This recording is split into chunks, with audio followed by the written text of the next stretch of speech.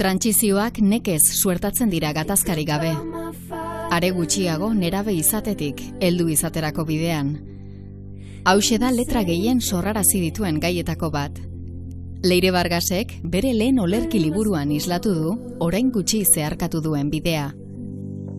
Leire, konta iguzu gogoan duzun txikitako amets bat. Ez dakit zehazki zer adinetakoa den, baina gogoan dut denbora nahiko luzez nuela amets gisa bizitzea nonbait oso urrutikoa eta tropikala. Hawaii zen nire lehenengo helburua.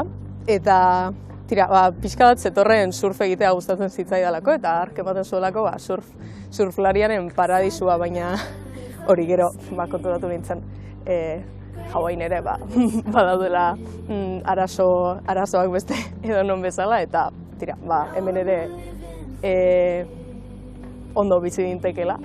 Eta aldatu nuen pixka bat iritziz, badut oraindik Hawaiira noizbait joateko ametsa, baina hori, nik uste geratu zaidana pixka batela, hori urruti joateko eta beste norbait izateko saiakera egiteko asmoa edo gogo hori, ez? Beste leku eta gorputz batzuk esploratzeko eta gian bada pixka bat nire zaletasun horren erakusgarri.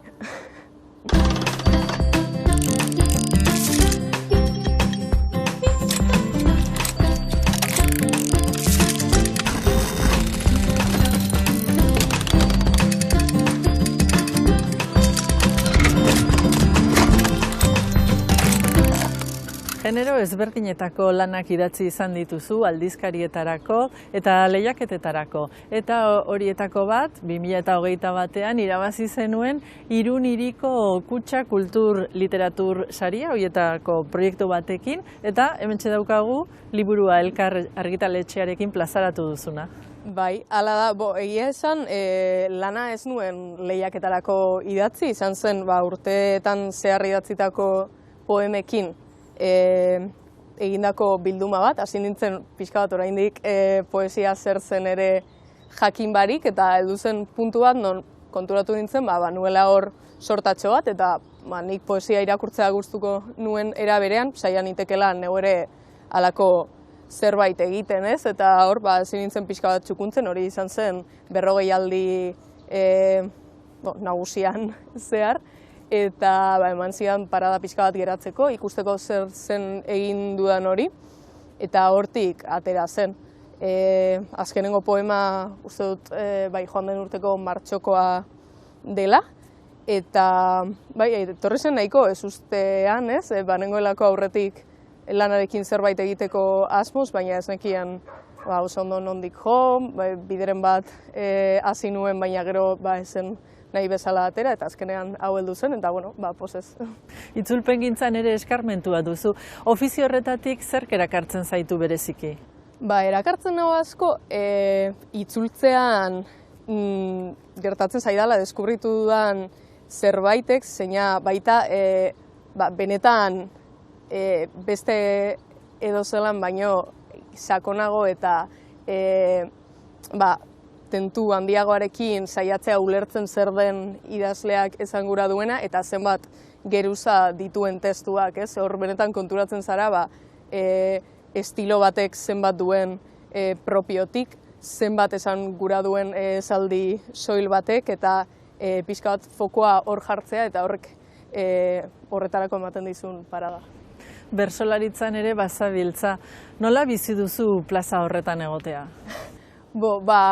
Garai batzuetan, beste batzuetan baino erosoagoa zait. Egia esan oin enabil plazan asko, nahiko, uste dut nahiko exigentea naizelako neure buruarekin, eta beraz, uste dut plazan egongo banintz, derrigortuko nukeela neure burua orain eskaintzen diodana baino denbora gehiago ematera bertsolaritzari, eta agian orain ez da gehien interesatzen zaidana, beraz gehiago bizi dut hobi moduan, eta orain bagabiltza bertsoemaldi batekin, atera berri dugu, eta horrek ematen dit bertsolaritza beste era batetik bizitzeko aukera, eta uste dut agian nire une honetan dauzkadan beharrekin gehiago datorrela bat.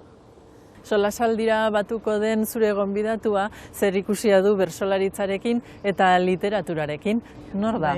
Miren Amuriza da gonbidatu dudan pertsona. Berak bertsoak lotu ninduen berarekin hasiera batean, baina beti miretsi izan dut asko bertsolari gisa, eta gero baita idazle gisa ere, eta ezagutu danean pertsona gisa ere, eta sorte handia dudala esango nuke bere lagun izatearren, eta beraz erabaki dut bera pertsona egokia dela etortzeko. Igande gehienetan ez dakit non nagoen ere. Idaz mailan eseri eta ihes egiten dit begiradak. Leire, 3 ataletan banatu duzu liburu honetako poesia, Zuloa, Ateak eta Zubiak, nolabait barne geografia batetik plazara ateratzeko jauzia edo transizio egiteko asmoz. Bai, hori da, egia esan gerora egin nuen zerbait izan zen, konturatu nintzelako agian poemak nolabait sailkatu behar banituen, zentzua zeukala haien noranzkoaren edo ikuspuntuaren arabera egitea ez, beraz lehenengo atalekoak dira apur bat barrura begira jartzen nautenak eta gorputz baten barruko edo izaki baten barruko kezkei begiratzen dietenak, ez? Pixka bat gure gorputzarekiko dugun harremana, gure zenak esaten diguna, gure arrazoiak esaten digunarekin alderatuta, ikuspuntu nahiko binarista batetik, baina gero hori pixka bat zalantzan jarri guran baita ere. Eta gero bigarren atal batean dago pixka bat munduari begiratu orokorrago bat, ez? Nolabait politikoa izan daitekeena. Eta hirugarrena da harreman interpertsonalei begiratu bat. Zeure kezka propioetatik idatzitakoak dira? Bai, badute fikziotik ere, baina badira nire kezketatik abiatutako kontuak. Bada egia agian hasi naizela puntu nahiko erreal batetik edo niri gertatu zaidan edo pentsatu dudan edo ikusi dudan eszena batetik, baina askotan gero idazten jarraitu dudan heinean bukatu dudala fikziotik hurbil dagoen puntu batean, beraz badago egiatik desente, baina baita fikziotik eta pixka bat poemak berak eskatu didanetik ere.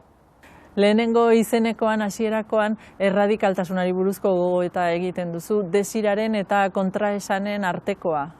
Bai, nik uste horiek direla agian, 3 berba horiek direla lan guztia borobiltzen edo barnebiltzen duten 3 kontzeptu ez. Azkenean norbere barruko eta norbere baitako kontraesanak nik uste lan osoan zehar agertzen direla eta oso lotuta daudela erradikal izan gura horrekin, baina irakatsi diguten horri ihes egiteko ez gaitasunarekin, ez? Eta horrekin ibili naiz tirabiran, pixka bat nire ideiekin kontsekuente izan guran, baina gero neure burua eta neure sentitzeko eta pentsatzeko era horren arabera gura bezain beste moldekatu ezinean. Ari horretatik tiraka ahots narratiboak gauzak aldatzeko grina badu, baina baita ere horretarako behar den kemenaren kontzientzia edo onarpenarena. Bai, nik uste, ahots narratibo horrek guk beti, guk guztiok daukagun bezala badituela egunak eta egunak ez, eta batzuetan gogotsuago dagoela eta indartsuago sentitzen dela bere ingurua aldatzeko eta agian beste batzuetan dagoela nekatuago edo gehiago sentitzen dela bere derrigortasunen gatibu ez eta nahikoa duela bere buruari eta bere gorputzari eusten eta hori ere islatuta dagoela lanean. Azken batean esango nuke erretratatzen dena pertsona oso gizatiar bat dela ez eta dagoena bere gizatiar izate horrekin adiskidetu nahian. Liburuaren hasieran Sally Rooneyren aipuan, aipu hori bera lotu daiteke onarpenaren gogoetarekin, ulertua izatearen gogoarekin, norberaren aldetik eta ingurukoen aldetik ere. Bai, nik uste batzuetan ulertuak sentitzen ez garenean, edo bintzat gutako batzuk, edo niri bintzat gertatu zait, esaten duzula, tira, jendeak ez nago ulertzen, egingo dut zerbait edo bihurtuko naiz norbait zeina ezin izango duten ulertu benetan haien gainetik dagoelako, ez? Eta nik uste agian autoexigenteak garen pertsonon artean eta agian harremantzeko zailtasun zenbait topatu ditugunon artean nahiko zabalduta egon daitekeen sentimen bat dela hori, ez? Norbere burua izan dezakeen potentzial handienera eramatea eta erakustea agian baztertuta sentiarazi izan digutenei balio dugula, ez? Eta egin ditzakegula gauzak haien eskutik urrun daudenak, eta nik pixka bat hala ulertzen dut, uste dut nahiko kontu abstraktua dela, baina gero Sally Rooneyren lanak orokorrean eta esaldi zita zehatz horrek nahiko ondo barnebiltzen duela hori guzti hori. Bai, nik gomendatzen dut Mikel Aizarane Jerusalem Santa Ikautiba. Azkena irakurriten liburu da, eta hori asko gusta zait.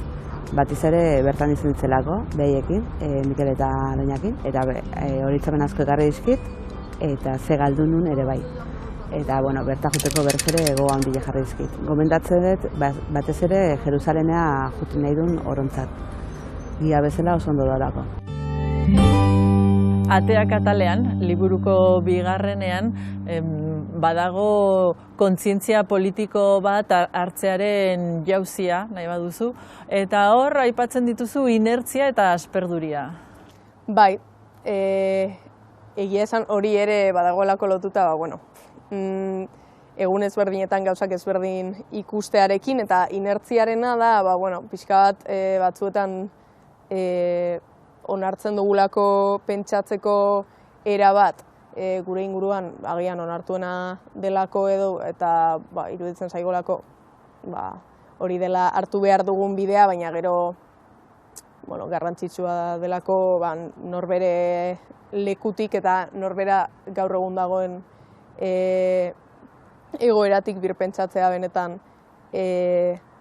sinesten duen hori, eta zalantzan jartzea ezarrita dagoen guztia ere. Basamortua aipatzen duzu poemetako batean, une egokia izan daitekelako behar bada zubiak eraikitzeko? Bai, nik uste lana hein handi batean atera dela nahiko garai gogor batetik, ez? Nik bizi izan nuen gaixotasun baten maitza bada hein handi batean, eta oin gogoratzen dut gaixotasuna eta ez dut esango posten naizenik hori bizi izanaz, baina bai hortik ateratzeko prozesuan asko ikasi dudala gauza orokorrei buruz, izaerari buruz eta berezkin neure buruari buruz, ez asko lagundu dit nolakoa naizen ezagutzen, eta neure buruari gauzak irakasteko tresnak garatzen, ez? Eta beraz, pixka bat horren ingurukoa da, ez? Azkenean batzuetan agian zerbait aldatzeko modu eraginkorra da erortzea, eta hori bidea ez dela ikustea eta beste norabait jartzea begira da. 3 urte eman dituzu liburu hau idazten edo osatzen, urte guzti horietan zertan aldatu da proiektua eta zertan aldatu zarazu? Proiektua aldatu da guztiz, hasieran ez zelako proiektu ere, egia esan, nik idatzi nituen poemak, idazten nituen, ateratzen zitzaidalako nire sentimenduak eta gogoetak era horretan adieraztea, beste era batzutan ere adierazten dituen, prosa ere betidanik idatzi izan dut, baina batzuetan ateratzen zitzaidan poesia bidez egitea, eta prozesu horretan zehar momenturen batean konturatu nintzen zu, gustatuko litzaidake poesia liburu bat osatzea nik ez, eta beste buelta bat ematea nolabait era organikoan idazten nabilen poema hauei, beraz hori izan da aldaketa handi bat, ez gero pixka bat atzera begira jartzea eta benetan ohartzea hor zegoenaz, ez? Nik uste askotan irakurtzen dugunera arte ez dakigula oso ondo zer den egin dugun hori, ez? Edo nora joan garen, behintzat niri gertatzen zait, eta beraz gerora pixka bat identifikatzea zeintzut giren nire kezkak eta asko lagundu dit nire asmo propioa zein den ondorioztatzeko, nahiz eta susmoak baneuzkan aurretik, gero sorpresak ere eraman ditut agian. Daude irudi batzuk askotan errepikatzen direnak eta hor zeudela konturatu ez nintzenak eta horrelakoak, beraz ikasketa prozesu handia izan da eta neure burua eta poetikoki nahi dudana eraikitzeko prozesua. Eta nola aldatu nahi zen ni, nik uste nahiko islatuta dagoela lanean, naiz eta hori fikziotik ere badaukan, azkenean kezka propioak diren ez lan aipatu dugun bezala, ikusten dela hori. Hazkunde bat ez eta norbere alderdi askorekin berradizkidetze bat, eta baita inguruarekin ere, eta pixka bat, esperantza agian lanaren hasieran dena ilunago ikusten nuela esango nuke, edo une horretan nengoen fasean, eta pixka bat joan naizela nire inguruarekin harremandu eta harreman horiek birpentsatu, berreraiki eta nahi dudan lekutik kokatu ditudan heinean,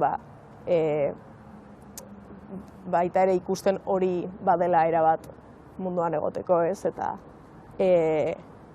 horrek ekar dezakeela zoriona edo. Bai.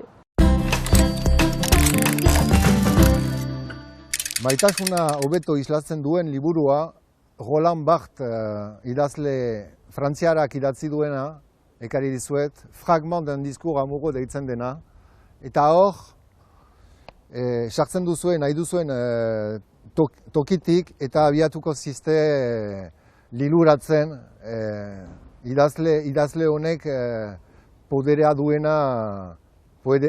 duenarekin. Ez dakit euskaratua izan den liburua den, baina Euskal Herriko argitaletxe guziei gomendagarria da, eta ea egun batez Roland Barthes euskaraz irakurriko dugun. Iritsi zaizkit bi poesia liburu, hau da poesia kailerak, Susak ateratzen duena, eta esan da San Persena, eta Alda Merinirenak. Eta, itzulpenak, euskarazko itzulpenak direnez, interesa piztu didate, bi autore horien obra, ea euskaraz, nola azaltzen den. In Cold Blood, Truman Capoterena. Hau kazetaritza narratiboa eta kazetaritza berri deitzen zenaren biblia da, ez? Erreportaje bat da.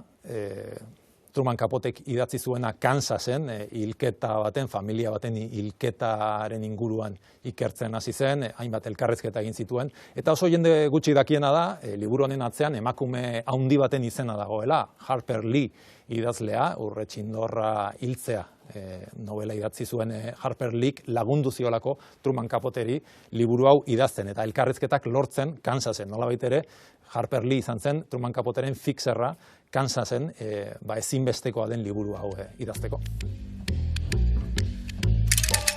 Oinak lotu nizkion lehenbizi, eta gero eskuak oinei.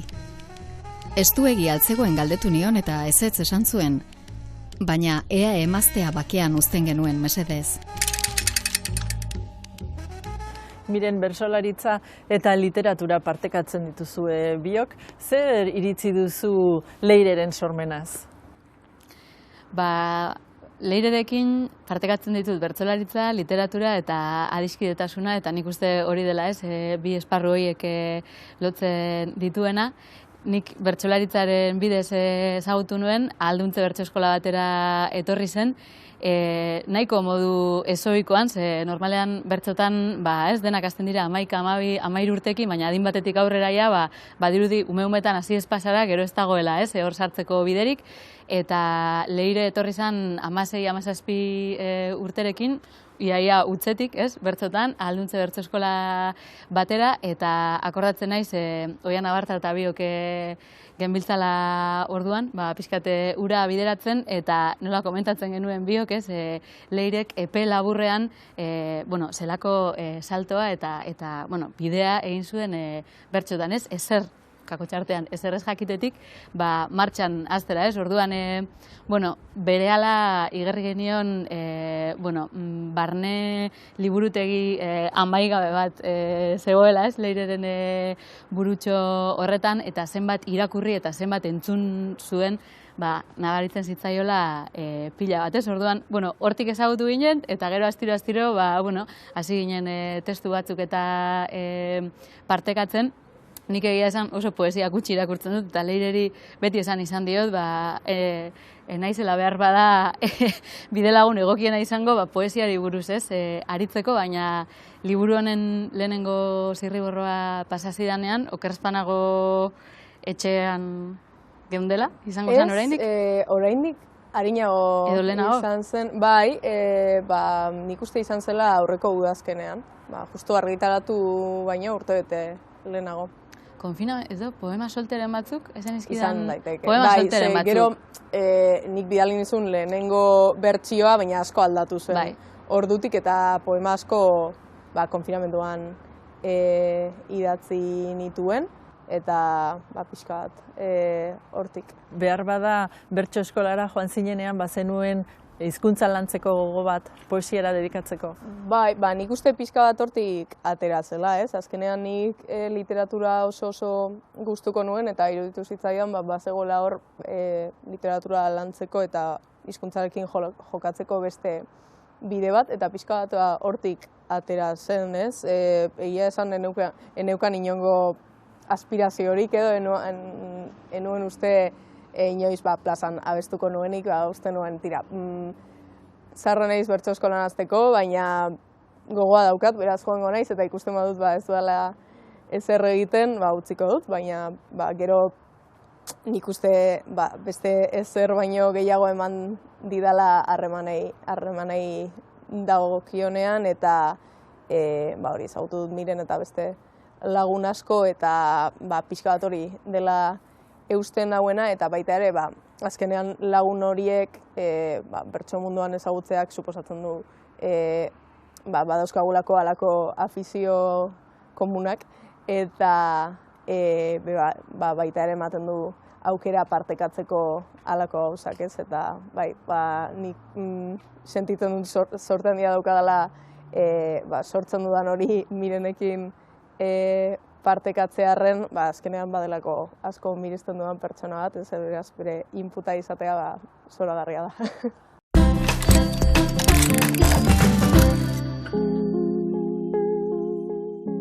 Nek bizitza ulertzen dut orain pen begietatik. Badara matzat azkenengo garai honetan 17 urte guzti zenbolokraturik honetan, eta nik uste dut beti egongo nizela hemen, sinistu egiten dudalako pen printzipioetan. Per a mi el pen m'ha transformat la vida. M'ha transformat la vida, primer perquè m'ha donat una família d'amics, i aquestes relacions a mi m'han canviat. I tot el que jo escric i tota la meva manera d'orientar, la meva manera de viure, està vinculada amb aquesta defensa de les llibertats. Idazle askoren bizitzak aldatu ditu pen elkarteak. Gaur egun, 40.000 bazkide ari dira munduan, idazle jazarriak, hizkuntzak, emakume idazleak eta bakea defendatzen. Hori guztia irudikatu du liburu honek euskaraz zein beste 7 hizkuntzatan mendeurrena ospatzeko. El pen és un altre mapa mundi. És un mapa mundi que és aquest, amb 150 centres arreu del món. Totes les literatures, totes les cultures tenen el seu espai.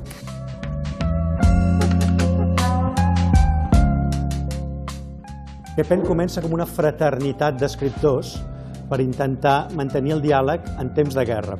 Però el moment important és quan l'any 33, just 6 setmanes després de la crema de llibres a Berlín, hi ha un congrés del Pen a Dubrovnik. I allí es decideix que s'expulsa els alemanys perquè no volien condemnar la crema de llibres, perquè havien estat infiltrats pels nazis, però al mateix temps es decideix que la llibertat d'expressió és fonamental.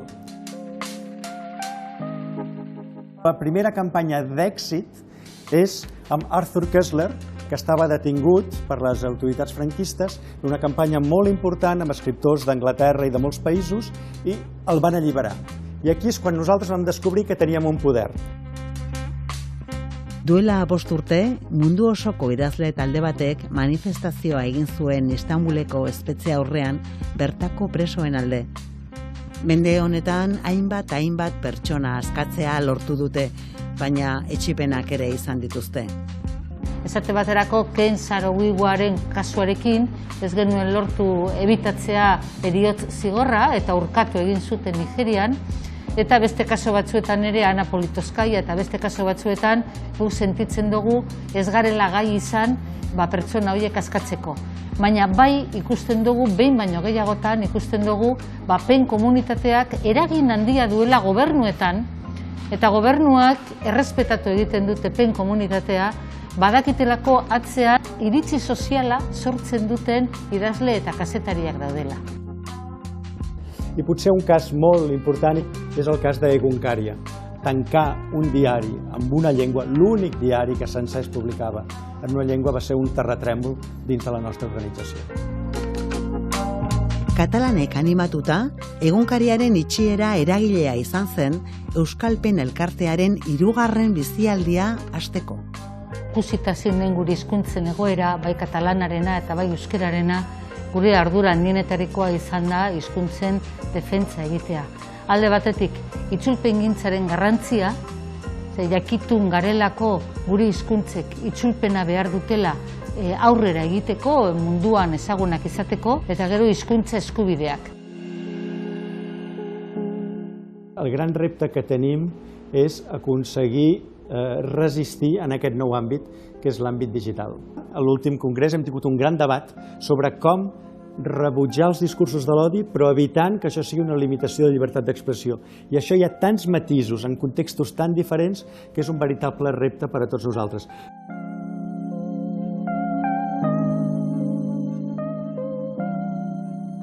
Gorputzetik eta kanpo eta barne begiradatik idatzita dago liburua. Alde horretatik kanon estetikoek oraindik ere pisu handia dute, baina zartatzen ari da nolabait esateko zama hori. Nola bizi duzue zuen sormen lanetan hori? Nik uste hori dela zerbait nik asko bizi duena nire gorputzean, eta nire gorputzarekin dudan harremanean, eta azkenean nik neuk idazten dudala gorputzetik guztiz, beraz, azkenean eragina duela, nigan eta nire barruan eragina daukan guztiak, gero baduelako isla bat idazten dudan horretan, beraz, nik uste liburua irakurtzen duen edo nork ikusiko duela hor, kanon horietaren da egokitzeko asmo bat dagoela hasiera batean, eta gero pixka bat horri eraizteko asmo bat. Nik uste, ez dakit, bertsolaritzari dagokionez adibidez, gero egia zaila da, momentuan bertan norbere lanaren eta kanonaren arteko distantzia hori neurtzea denporagarrenera, ikusten da hori hobeto. Nik ikusten dut esate baterako nik eta gure belaunaldiko kideok diskurtsiboki zirrikitu batzuk bilatu genituela, kanon hori arrakalatzeko, eta orain Leire eta bere belaunaldikideak pentsatzen dut egingo zenutela, erre ikuskizunari buruz ere, nik uste dut hauek ja zirrikituak ez, hauek ari dilaia izugarrizko bitarteak zabaltzen, ez bakarrik gu begira geunden kanon honen aurrean, baizik eta geure aurrean ere, orduan, nik uste dut diskursiboki ez dagoela zalantzarik horretan, eta forma aldetik ere nabaritzen zaiela hori, oso asko dira literaturatik datozen bertsolariak, hortik asko jandutenak, eta beraien bat-bateko bertsoetan, zein idatzizkoetan ere, nabaritzen dela hori esango nuke. Hori zelatzen da pixka bat erre ikuskizunean, ez da?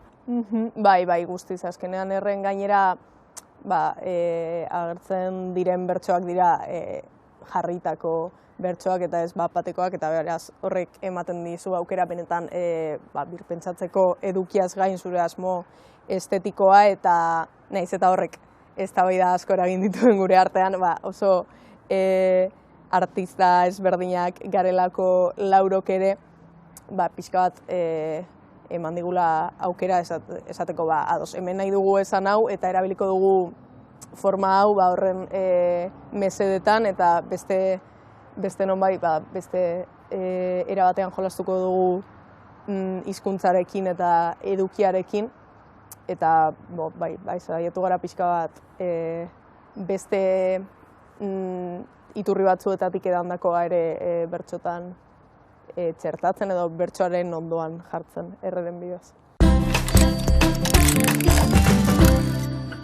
Kaixo, gogo naiz eta gaur Arrozate tintaren libura aurkeztuko dizugu. Hasierako portadan Amona Fatimetu eta Malen agertzen dira, kalean galduta. Tituloa Arrozate tinta da eta Erein argitaletxea da. Idazlea Patxi Zubizarreta da. Eta Alfonso Abad marrazkilaria da. Nik ez nioke bereziki inori errekomendatuko. Denoi baizik. Biretzat oso mezu polita ematen duelako. Eta mezua dena lortu dezakezuela zure zaitasunak arren da. Miren, zer pentsatuko luke zure basa liburuaren pertsonaiak Leirek idatzi duen liburuaz?